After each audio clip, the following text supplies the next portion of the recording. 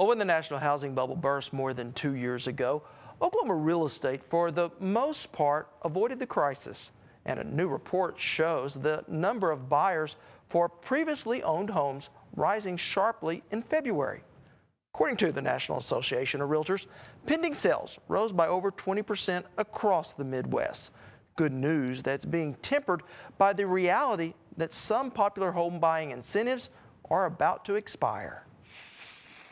Well, even yard work can be fun when you own your own home, especially when 2-year-old Tucker joins in. We probably wouldn't have bought for another couple years, and with the market good, the tax credit, it gave us a chance to come in and get a house that we wouldn't have bought at this time. Austin Moore and his wife Mel are first-time home buyers, thanks in great part to a federal tax credit. Yeah, that was a big help. It allowed us to, once we got the place, and to do the work that needed to be done to it. Altogether, the Moore family saved $8,000 on their taxes. Federal incentives put in place last fall to help a struggling housing industry. We've seen a lot of action on that one. It helps them get into the house. It gives them a sense of stability that they're going to be able to afford the house right off the bat. Doug Emdy is president of Oklahoma's Association of Realtors and says while the average price of a home in Oklahoma did drop last year, he believes it's more of a reflection of the popularity of the federal tax credit than any weakness in our housing sector.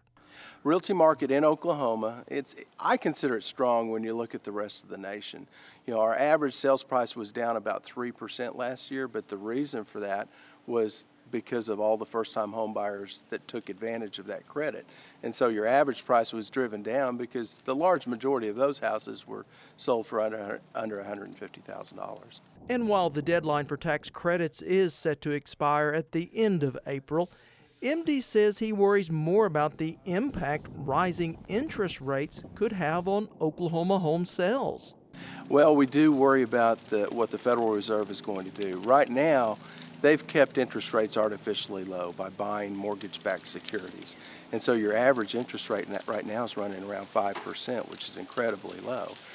They are going to quit buying those mortgage-backed securities March 31st at the end of this quarter. And so we're kind of in limbo as to how much that will affect the interest rates. We really anticipate it will increase interest rates, but we're not sure how much. And for how long. But for Moore and his family, they're just glad they got in on a good deal while they could. The yard's a big thing. You know, when you're in apartments, the last place we were in, the fence was terrible. It was run down, and the landlord didn't have any really incentive around here to improve that. Here we've got a nice big backyard for him to play in. We can grow our own vegetables. It's our own place, and it's a nicer neighborhood. It's home. It's home. Now, in addition to first-time home buyers like the Moores, existing homeowners can also receive a $6,500 credit.